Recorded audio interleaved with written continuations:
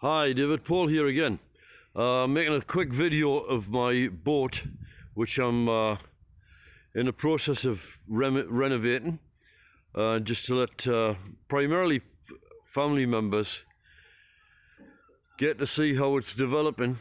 And you know, I need to take videos as it goes along, not when it's finished, not just directly before and after, so you can get an impression of how things are done. And in particular, for anybody who's considering a project like this, if you're into this kind of like alternative lifestyle living, check out a fella called Solar Cabin. He's called Lamar Alexander, and he gives you an idea of how you can live off grid and save lots of money and so on. Well, there's an alternative way to do it, which is to the tiny house living, which is to do your tiny house like this, to live on a boat. I gotta be careful here, I'm trying to hold a camera as well. Right, okay, I've been throwing some stuff out of the cockpit. Still a mess, but you know, it's a working area, and I can't afford to just throw everything out just yet till I find I need something. But you can see, it gives you the impression of how big this cockpit is. Really quite, for me it's quite a large boat. It's 29 feet long. Okay, take a look down the boat. I don't know if you can get an impression of the size of this, but it's a reasonable size. It's, as I say, it's large for me. I've sailed a I think it was 22 feet long boat, the Galleon 22. So quick pan of the area. Finally we've got a clear day when it stopped raining. It's raining occasionally, but mostly it's dry today. I'll get some work done and possibly do some work outside while I'm waiting for paint to dry inside, because boy does it stink. I did some painting last night and had to go over to the TV room and sit there for about 3 hours while the stench went away. And so let's go in and take a look. Alright, there you go. So a person who I bought this paint off, John Noble, I would just like to say to John Noble, this colour, I had a choice of one colour. It was this or nothing, because he had a half a pot of paint left, which he sold me cheap. This is 2-pack epoxy resin paint, and it sets beautifully. Really good stuff, and it's hard wearing. And the ceiling will be done with single pack, so that doesn't matter because nobody's going to be touching the ceiling, and it means you can quickly recoat it, and you can even strip it off as well with chemicals. At the back here, I've cut out this area of fiberglass in order to accommodate the bed, because this bed, it's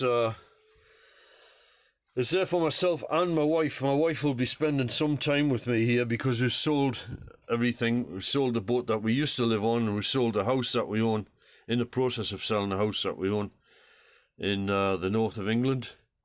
So this is all we got to live on for a short period of time until we wrap up our affairs in England and I set sail and she goes back to the Philippines to sort some things out. Right, as you will notice, and I've left it this way because I want it to be seen as things that develop, it's messy. It's still messy. Got this beautiful bed to sleep in every night, and it's so nice. This is sheer luxury on a boat. You would normally not get this size of a bed on a boat. It's 4 feet wide. It's what you call a small double. But it's taken up all of the passageway space, but it hasn't exceeded. It doesn't go beyond the passageway, so it doesn't use any more extra space, but it does use all of it. I left the cover on the mattress because I'm still working here, and I'll take that off as a final job. just before she arrives, but I don't want to get paint on it, and I also don't want to get fiberglass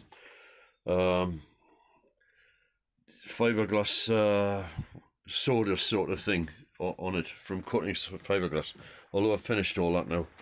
This here, these are the original seat covers, and I washed them and I've painted behind, so I did that all the other day, and that's come up beautiful. The little touches here, you can see bits where I've missed, and I'll touch them up with a paintbrush later on. That'll be a final job, and then that's done. And I've put a little dab on here accidentally. That doesn't matter because that's all going to get sanded down. The doors there, you can see clearly now where I started sanding off some of the varnish. That will all be stripped off. All this varnish has got to go, and it'll be replaced with Danish oil. The cushions that were originally in this boat, I've thrown most of them out. Like 90% of the cushions are gone. And what I got left is a few cushions. This thing was a double cushion, I've cut it into two, and I put it in these sort of sausage-like shapes, which will go at the back of the bed over there. And they'll be used over here. You'll just be able to put them wherever you want to use them at any one particular day. This here is these covers are something that we had a mattress that we bought that didn't work out. It was a fold down settee, and I doggedly kept these red covers. I thought I'll get a job for those, and finally I knew I was going to get a boat, so finally they've come into something useful. And there's a lot more stuff to be cut off here, which will form covers. I'm going to have press stud covers over here. They're not technically curtains, I suppose. They're just covers, and on the back of them there'll be a sort of tinfoil like heat resistant material to keep sun out, because the kind of places I'm going to in the tropics, it's going to start getting a lot of heat coming in here with the sunlight. That kind of thing at the back there, that's what I'm going to have on the back of the covers up there. What is that thing? That is a thermal underlay. That silver thing you see at the back there is a thermal underlay, which you put underneath your sleeping bag if you're out camping, and it keeps you off the cold earth. And since there's nothing else on either side except the sea, when we're out at sea, that could be getting very cold to lie against, so it's over there. There's also another one at the back of here, at the back of these cushions way down there, and there will be another one of these here, which will be placed over the back of this at some time in the future. Maybe. I say maybe because fairly soon this boat is going to be going off to the tropics, so keeping warm is not going to be a priority really. It's going to be the opposite. It's going to be keeping cool. In the last video I didn't show you what they call the head, or what land people would call the toilet area, but this is my toilet room. There's no shower facility, which surprised me really, but maybe I missed something. Maybe there's some way you take a shower in there that I don't know of, but I don't care, because I'll be taking showers in the cockpit outside. Anybody ever does that, you're in a vulnerable position standing naked in a cockpit, all sloped up, and I would suggest to anyone that ever tries doing that they wear a harness so that they don't get swept over the side. There are stories of people getting swept off into the sea, when they're taking a shower. It possibly just urban myths, I really don't know, but I'm not taking a chance with it. So there you go. So quick view backwards into the cabin, and all that mess over there, and that beautiful bed over there. It's a joy to wake up in this. I only painted that wall last night, but when you wake up, what you do is you wake up and you're surrounded by all this beautiful blue light, and it gives a real tropical air to the place, which I didn't expect. It's winter time here in England, and it makes the place feel really tropical. It's kind of like a blue horizon, and it cheers you up no end, and then you get moving and you get started on the day, and then you don't feel quite so bad. So on this side, I'm just going to sit on this bed a moment and take a camera shot back. On this side, that's that cup area which I've got to sort out and make something out of it. But if you have a look over that away, on this side, I managed to finish off with the brush and just use the last bit of paint on that panel there. This is going to be a seating area. There'll be cushions on there and you'll be able to sit there whilst somebody's cooking here maybe, or just sit there and read a book or whatever. That is not complete. There are bits of the original horrible yellowed cream or something like that. It's really repulsive. So that gives you a before and after kind of impression of how things are going. See all those things, those food items and everything? That is a walking disaster zone in a boat. That's got to be addressed. They have to be netted in so that they don't come flying off when you're sailing, and or put in boxes. But that's, you know, a thing to sort out before I set sail. But there you go. There's the blue on the left and that horrible yellow on the right. Difficult to cook here, messy top. And the seacock's not working at the minute. I've got to empty all that tea waste and stuff in there. So I'll try and open that cock today and get that thing operating. And as I say, the cooking area.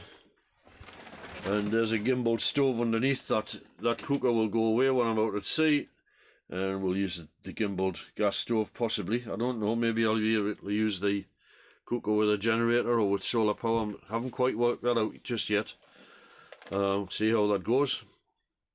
And that's that. So that is an area that's got to be made very efficiently. This board here, the plan is to get this board here to fit over the sink there. You have to keep things down to a minimum on a boat. You're very pushed for space. So it's got to be very business-like. Get the job done, cook the food, sit down, eat it, get it out of the way. Sort of industrial kind of efficiency. So we'll see how that develops in the next videos. Storage space underneath here, cook heater there, keeping us warm and so on. And that's pretty much it. I can't think of anything else I need to say about this boat. Perhaps have a little pan back at the ceiling. You can see that there is not a pretty sight. That ceiling, it's too full of cluttered looking things like that horrible light fitting there. I'm going to have to put something decent on that. I'll sand that wood down. There are old filler bits where the old guy who owned the boat before me filled holes here and there. These ugly looking zinc plates up here, which I'll replace when I get over to the Philippines. And a general sort of either tea stains. Well, obviously it's not tea stains, but if you can imagine a white surface with tea stains on it or tobacco stains, that kind of a tinge to it. It's not pretty. So I'm going to get that all painted up with 1-pack paint, and that will really up the light level in here, and it'll make it a lot brighter and cheerful and beautiful. So it's going to be beautiful. And the window frames there, really rough, horrible window frames. My daughters are buying me some windows for Christmas, which is great. So I'll be able to see out, because this perspex here is all frosted. And over there, so I'll have a prospect to sort of view outwards, you know, and it'll make the place feel a lot bigger. Although I'm quite as one person living in the space, I'm very, very happy with the way this boat's working out, and I've got everything that I need. You know, I've got a bit of space there for charts, and eventually I'll get some books in here, and I'll be having a great time sailing this thing. So that's it. All done for now.